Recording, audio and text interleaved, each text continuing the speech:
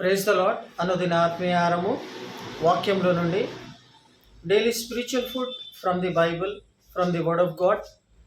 కీర్తనలు 84:2 చదువుతూ ఉన్నాను. యెహోవా మందిర ఆవరములను చూడవలెనని నా ప్రాణము ఎంతో ఆశపడుచు ఉన్నది. యెహోవా మందిరము యొక్క ఆవరములను చూడవలెనని నా ప్రాణము ఎంతో ఆశపడుచున్నది. అది సొమ్మసిల్లుచున్నది. జీవము గల దేవుని దర్శించుటకు నా శరీరమును ఆనందముతో కేకలు వేయిచు ఉన్నది. ప్రియమైన వారలారా, కీర్తనకారుడు చర్చి యొక్క విలువ గురించి తెలియచేస్తూ ఉన్నాడు. సంఘములో, చర్చిలో అతనికి చర్చి ద్వారా ఎటువంటి గొప్ప ఆశీర్వాదాలు అతను పొందుకున్నాడో దాన్ని బట్టి అతను ఎంతగానో ఆశతో, ఆనందముతో యెహోవా మందిర ఆవరములను చూడవలెనని, just to see the church of God, దేవుని యొక్క మందిరాన్ని చూడాలని ప్రాణము ఎంతో ఆశపడుచు ఉన్నదంట. జస్ట్ సంఘాన్ని చూడాలని తన ప్రాణము ఎంతో ఆశపడుచు ఉన్నదంట. అంటే సంఘము ద్వారా ఆ వ్యక్తి ఎంతగా ఆశీర్వదించబడి దీవించబడితే జస్ట్ సంఘాన్ని చూడాలని ఆశపడుతూ ఉన్నది, తన ప్రాణము ఆశపడుతూ ఉందంట. అంటే ఏం చెప్పాలని ప్రయత్నం చేస్తున్నానంటే, సంఘము ద్వారానే, చర్చ్ ద్వారానే ఒక వ్యక్తి దీవించబడతాడు, ఆశీర్వదించబడతారు. ఎవరైనా కానీ కూడా మందిరము ద్వారానే దీవించబడతారు, ఆశీర్వదించబడతారు అనేటువంటి విషయాన్ని చూడండి, నేను మీకు తెలియచేస్తున్నాను. ఆశపడుచున్నది, అది సొమ్మసిల్లుచున్నది. జీవము గల దేవుని దర్శించుటకు నా శరీరము ఆనందముతో కేకలు, జీవము గల దేవుణ్ణి దర్శించుటకు నా శరీరము, హోల్ బాడీ మొత్తం కూడా కేకలు వేయిచు ఉన్నదంట. To enter into the gates of church, మందిరము యొక్క ఆవరములోనికి వెళ్ళడానికి నా శరీరము కేకలు వేయించు ఉన్నది అని తెలియచేస్తూ ఉన్నాడు.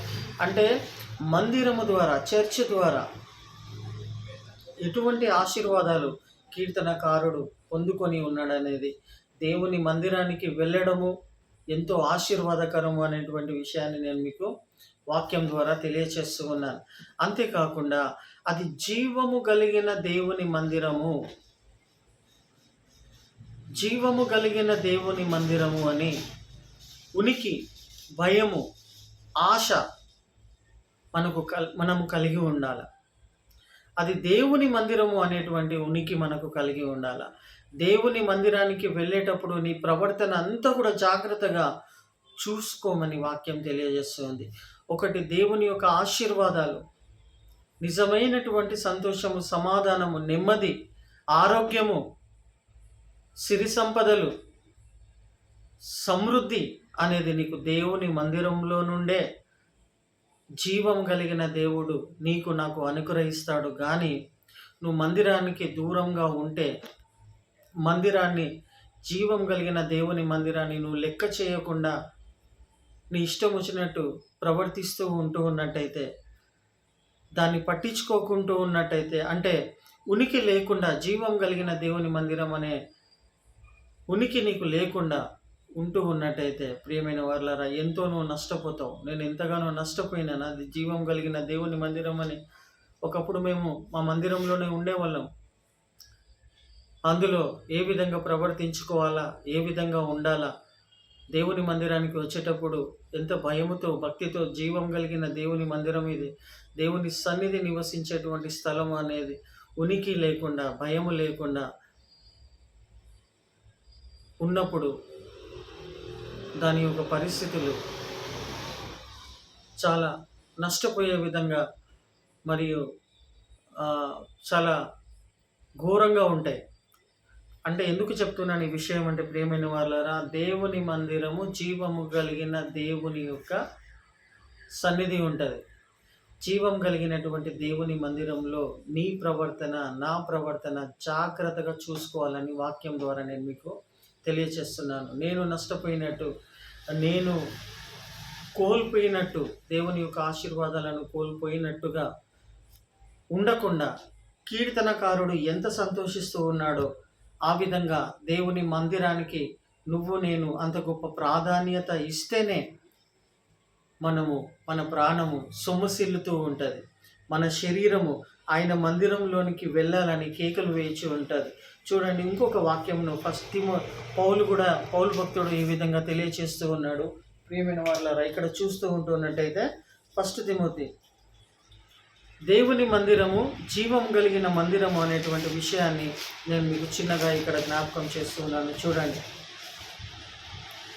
దేవుని మందిరము అనగా జీవము గల దేవుని సంఘములో జనులు ఎలాగో జీవము గల దేవుని సంఘములో జనులు ఎలాగూ ప్రవర్తించవలెనో అది నీకు తెలియజేయవలెనని ఈ సంగతులు నీకు వ్రాయిచూ ఉన్నాను. ఆ సంఘము సత్యమునకు ఆధారమై ఉన్నది. ప్రియమైన వారులారా, ఇక్కడ ఏమని చెప్తూ ఉన్నాడు పౌలు భక్తుడు? ఏమని రాస్తూ ఉన్నాడు? 1 తిమోతి 3:15లో ఏమని చెప్తూ ఉన్నాడు? దేవుని మందిరములో అనగా జీవము గల దేవుని సంఘములో జనులు ఎలాగూ ప్రవర్తించవలెనో అది నీకు తెలియజేయవలెనని ఈ సంగతులను వ్రాయిచూ ఉన్నాను. ఎందుకనగా ఆ సంఘము సత్యమునకు ఆధారమై ఉన్నది.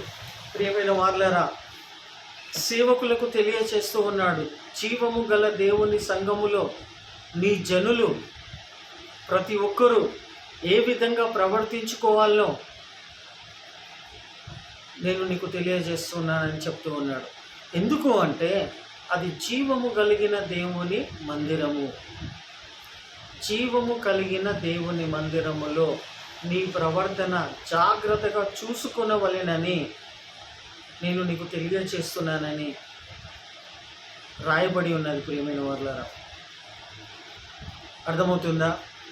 అది జీవం కలిగిన దేవుని మందిరానికి మనం వెళ్తూ ఉన్నప్పుడు జాగ్రత్తగా ఉండాలా. మన ప్రవర్తన కంట్రోల్లో పెట్టుకోవాలా. అది మన సొంత ఇల్లు కాదు, గెస్ట్ హౌస్ కాదు, లేకపోతే ఇంకేదో కాదు ఇష్టం వచ్చినట్టు ప్రవర్తించుకోవడానికి. ఎందుకు అనగా ఇక్కడ రాయబడినట్టుగా జీవము గల దేవుని మందిరంలో నీ ప్రవర్తన జాగ్రత్తగా చూసుకోబిడ్డ. మరియు ఎందుకు అంటే అది సత్యమునకు ఆధారమై ఉన్నది. సంఘంలో కూర్చొని నీ ప్రవర్తన బాగాలేకపోతే, సంఘంలో కూర్చొని గొడవలు పెట్టుకుంటున్నట్టయితే, సంఘంలో కూర్చొని గట్టిగా అరుస్తున్నట్టయితే, సంఘము సత్యమునకు ఆధారమై ఉన్నది. రక్షణ లేని ప్రజలు నిన్ను నన్ను గమనిస్తూ ఉంటారు. ఇది చర్చ్ అని గమనిస్తూ ఉంటారు, ఇది మందిరం అని గమనిస్తారు, జీవం కలిగిన దేవుని మందిరం అని గమనిస్తూ ఉంటారు. నీ ప్రవర్తన బాగా లేకపోతే, నా ప్రవర్తన బాగా లేకపోతే జాగ్రత్త. దేవునికి లెక్కప్ప చెప్పుకోవాల్సి వస్తుంది. మనం ఒక వ్యక్తి దేవుణ్ణి ఎందుకోసం నమ్ముకోలేదు అని అంటే, నీ వల్లనే ఒకడు దేవుణ్ణి నమ్ముకోలేకుండా దేవునికి దూరమైనాడు అని అంటే దానికి లెక్క నువ్వు నేను అప్పచెప్పుకోవాలా అని వాక్యం ద్వారా నేను మీకు జ్ఞాపకం చేస్తూ ఉన్నాను. చిన్న సంఘమైన పెద్ద సంఘమైన జీవం కలిగిన దేవుని మందిరం అది. ఆ సంఘానికి వెళ్తూ ఉన్నప్పుడల్లా కేకలు వేసుకుంటూ సంతోషముతో ఆనందముతో వెళ్ళాలి. ఎందుకు అంటే దేవుడు నిన్ను ఆ విధంగా ఆశీర్వదించినాడు కాబట్టి. మరియు ఉల్లాసముతో ఉత్సాహముతో సిద్ధపడి దేవుని మందిరానికి వెళ్ళాలి. దేవుని మందిరంలోనికి వెళ్ళినప్పుడు నీ ప్రవర్తన జాగ్రత్తగా చూసుకోవాలి. మరియు మనము ఆరాధనకు డిస్టర్బెన్స్ చేసే విధంగా, అక్కడ జరుగుతున్న యాక్టివిటీస్కి మనం డిస్టర్బ్ చేసే విధంగా మనం ఉండొద్దు. ఆ యొక్క మందిరంలో ఏ యాక్టివిటీస్ జరుగుతున్నాయో మనం తెలుసుకోవాలి. ఆ యొక్క యాక్టివిటీస్ని మనం డిస్టర్బ్ చేసే విధంగా ఉండొద్దు. ఈ మాటకు అర్థం అదే వస్తుంది. జీవం కలిగిన దేవుని మందిరంలో నీ ప్రవర్తనను జాగ్రత్తగా చూసుకో అనే మాటకు అర్థం అదే వస్తుంది. ఇంకా అనేకమైనటువంటి కారణాలు వస్తాయి. ఎందుకంటే మందిరము, సంఘం అనేది ఏ విధంగా ఉండాలో అదే విధంగా దేవుడు ఏ విధంగా పెట్టిండో అదే విధంగా ఉండాలని వాక్యం ద్వారా నేను నీకు ప్రేమతో మనవి చేస్తున్నాను, తెలియజేస్తున్నాను. కాబట్టి ప్రియమైన వారలారా, ఇక్కడ ఏమని తెలియజేస్తూ ఉన్నానంటే, చర్చ్ యాక్టివిటీస్ని మనము బ్రేక్ చేసే విధంగా ఉండొద్దు, అడ్డుగా ఉండొద్దు. అది జీవం కలిగిన దేవుని సంఘం. అది ఇష్టం వచ్చినట్టు ఎవరైనా ప్రవర్తిస్తూ ఉన్నట్టయితే జాగ్రత్త. అది జీవం కలిగిన దేవుని మందిరం అని హెచ్చరిస్తున్నాను. కాబట్టి ఇక్కడ కీర్తనకారుడు తెలియజేస్తూ ఉన్నట్టుగా సంఘములాగా ఉంచాలా. గెస్ట్ హౌస్ లాగా కానీ లేకపోతే ఇంకా ఇష్టం వచ్చినట్టు ప్రవర్తించుకునే విధంగా మనం ఉండకూడదు. It belongs to living God. It belongs to జీవం కలిగిన దేవుని సంఘం అది అని నేను మీకు తెలియజేస్తూ ఉన్నాను. ఒకటే ఫైనల్గా బాటమ్ లైన్ ఏం చెప్తూ ఉన్నాను, ఏం తెలియజేస్తూ ఉన్నానంటే చూడండి, కీర్తనకారుడు చెప్తూ ఉన్నట్టుగా మనం చెప్పే విధంగా ఉండాలి. మీరందరూ కూడా, నేను కూడా ఈ విధంగా మనము దేవుని మందిరంలో ప్రవర్తించుకోవాలని తెలియజేస్తూ ఉన్నాను. చూడండి, యెహోవా మందిర ఆవరములను చూడవలెనని నా ప్రాణము ఎంతో ఆశపడుచున్నది. యెహోవా మందిరమును చూడవలెనని ఒక వ్యక్తికి దేవుని యొక్క మందిరమును చూడవలెనని ఆశ కలుగుతూ ఉంటుంది. వాడు అన్యుడు కావచ్చు, విశ్వాసి కావచ్చు, అట్లా అది దేవుని మందిరమై ఉంటూ ఉన్నది. మరియు నా ప్రాణము ఎంతో ఆశపడుచున్నది, అది సొమ్మసిల్లుచున్నది.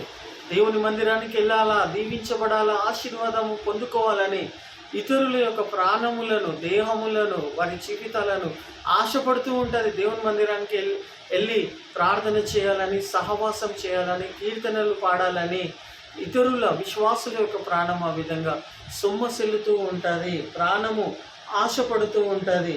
జీవము గల దేవుని దర్శించుటకు నా శరీరము ఆనందముతో కేకలు వేయుచున్నది.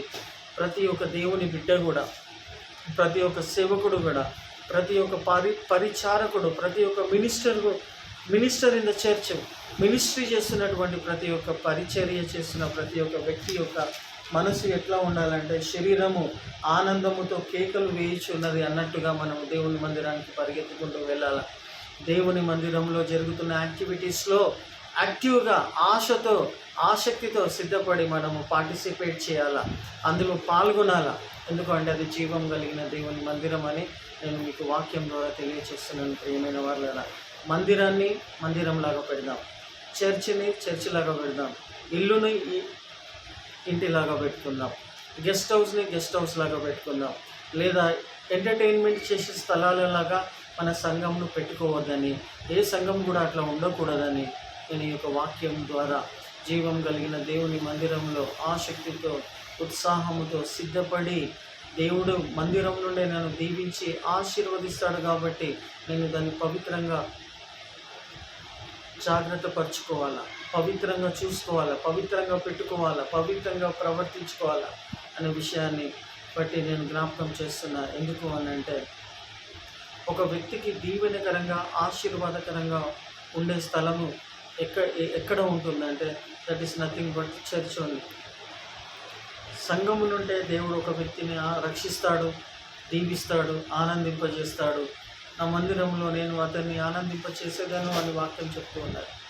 కాబట్టి అటువంటి పవిత్రమైన స్థలమును పవిత్రంగా పెట్టుకోవాలా, జాగ్రత్తగా చూసుకోవాలా, ఇష్టం వచ్చినట్టు ప్రవర్తించకూడదని దేవుని వాక్యం ద్వారా నేను మీ అందరినీ కూడా హెచ్చరిస్తూ జాగ్రత్తగా ఉండాలని మనవి చేస్తూ ఉన్నా. కీర్తనకారుడు చెప్తూ ఉన్నట్టుగా సంతోషముతో, ఆనందముతో దేవుని మందిరానికి సిద్ధపడి పరిగెత్తుకుంటూ వెళ్ళాల్సిందిగా, దీవెనలు పొందాల్సిందిగా కోరుతూ ఉన్నా. God bless you all.